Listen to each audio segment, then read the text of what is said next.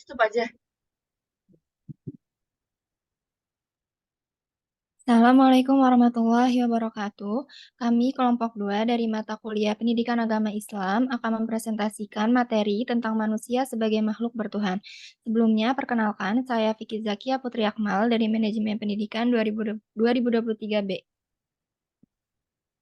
Saya Diah Ayu Lestari dari MP 2023B. Saya Sisi Khairunisa dari MP 2023A.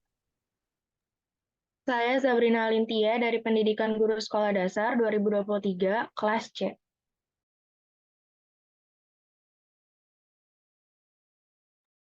Untuk pembahasan pertama akan dijelaskan oleh Diah.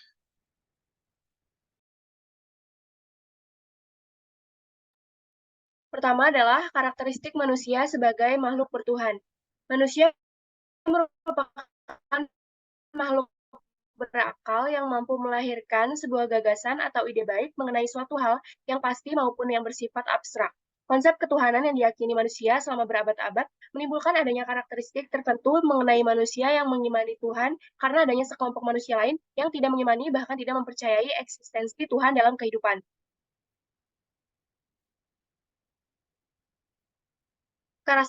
Karakteristik manusia sebagai makhluk bertuhan. Antara lain, satu, mengakui kebesaran dan keagungan Tuhan yang diwujudkan dengan berbagai cara. Dua, menyadari bahwa dunia serta isinya adalah ciptaan Tuhan. Tiga, manusia dianugerahi akal dan budi yang dapat dikembangkan secara maksimal. Empat, manusia memiliki kelebihan dan keterbatasan yang kadang sukar dijelaskan. Selanjutnya adalah implikasi kebertuhanan terhadap sikap pribadi dan sosial. Pengimanan Tuhan memberikan dampak implikasi terhadap perilaku manusia dalam kehidupan sehari-hari. Manusia yang berketuhanan meyakini bahwa segala bentuk perbuatan yang dilakukannya akan memperoleh balasan atas kuasa Tuhan, sehingga tertanam sikap tanggung jawab dalam dirinya. Dampak ini juga dapat memunculkan rasa kemanusiaan dan menumbuhkan jiwa sosial manusia terhadap sesama. Berikut adalah 3 contoh implikasi kebertuhanan dalam sikap pribadi dan sosial. 1. Toleransi. 2. Tidak diskriminasi. 3. Memiliki sifat jujur dan bertanggung jawab. Selanjutnya yaitu implikasi kebertuhanan dalam membangun pribadi yang mulia. Karakter yang mulia adalah karakter manusia yang diberi oleh Allah Subhanahu wa taala kepada manusia yang dekat dan berbakti kepada Allah Subhanahu wa taala, mengikuti suri tauladan para nabi atau orang-orang yang rajin beribadah. Untuk membangun dan membentuk karakter yang mulia harus diawali dengan pendidikan tauhid, yaitu pengesaan kepada Allah Subhanahu wa taala.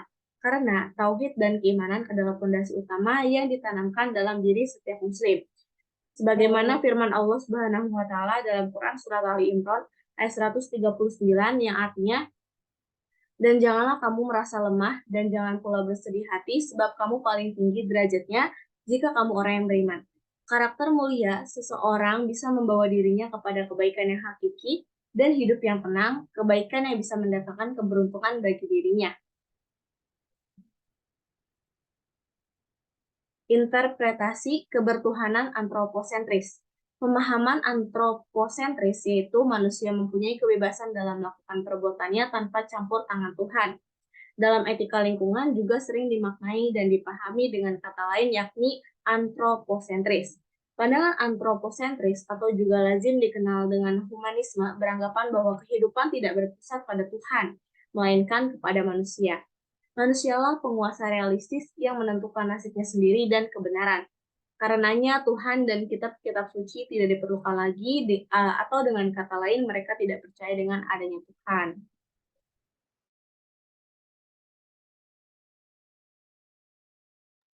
Materi selanjutnya yaitu konsep diri manusia Islami. Menurut pandangan Islam, konsep diri atau al-musyawir menjelaskan bahwa zat pada diri manusia telah dibentuk oleh Allah Subhanahu wa taala untuk menjadikannya konsep diri yang sempurna dan sesuatu yang telah menciptakan zat yang dibentuk di dalam diri manusia. Dalam Al-Quran dijelaskan bahwa manusia diciptakan dari tanah, seperti firman Allah dalam Al-Quran, Quran Surat Al-Hijj ayat 28 dan 29.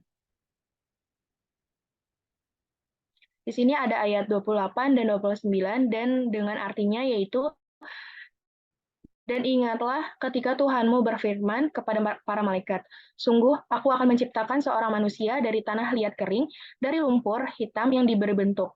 Maka apabila aku telah menyempurnakan kejadiannya dan aku telah meniupkan roh ciptaanku ke dalamnya, maka tunduklah kamu kepadanya dengan bersujud.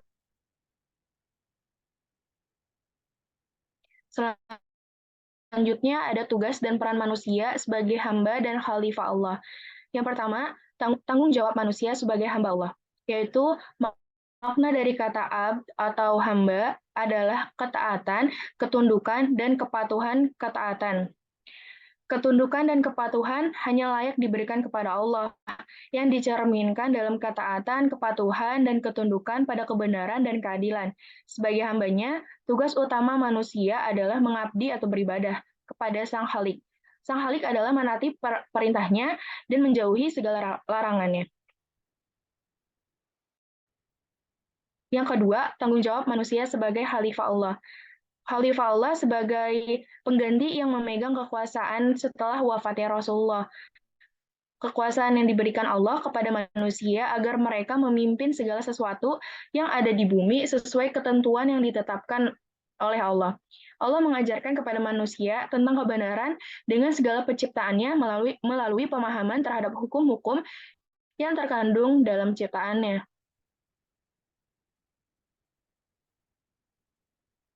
Kemudian, ketika manusia memerankan fungsinya sebagai khalifah Allah di muka bumi, ada dua peranan penting yang diamanahkan dan dilaksanakan pada manusia sampai hari kiamat. Pertama, memakmurkan bumi atau al-imarah, yakni dengan mengeksploitasi alam dengan sebaik-baiknya, dengan adil dan merata dengan tetap menjaga kekayaan agar tidak punah, supaya generasi berikutnya dapat melanjutkan eksploitasi tersebut. Yang kedua, memelihara bumi dari upaya-upaya perusakan yang datang dari pihak manapun, atau yang disebut ar-riayah. Memelihara bumi dalam arti luas termasuk juga memelihara akidah dan akhlak manusianya sebagai SDM atau sumber daya manusia. Memelihara dari kebiasaan jahiliyah, yaitu merusak dan menghancurkan alam demi kepentingan sesaat. Oleh karena itu, hal tersebut perlu dihindari.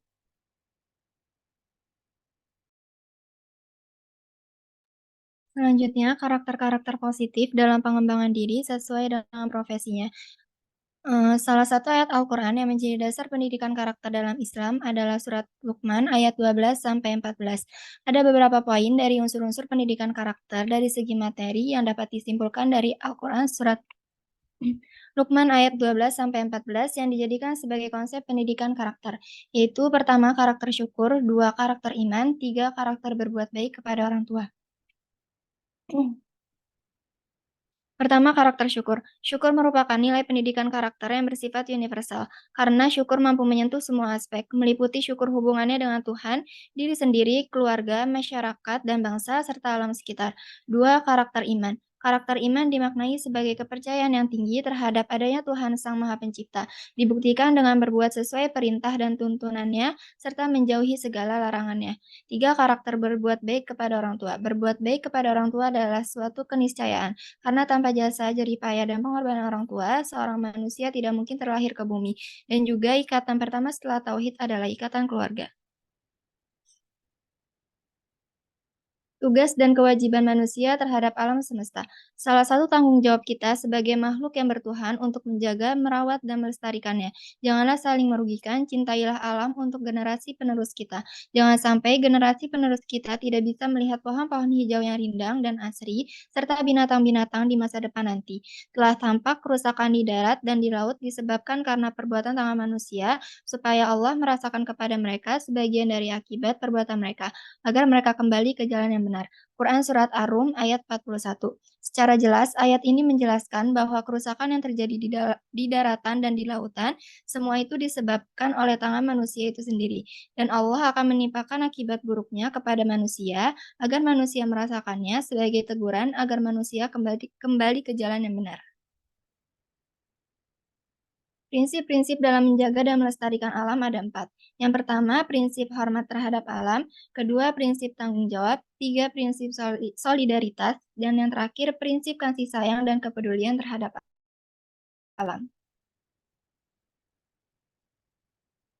Sekian dari kami, kelompok 2, kurang lebihnya mohon maaf dan dipersilakan kepada teman-teman yang ingin bertanya. Wassalamualaikum warahmatullahi wabarakatuh.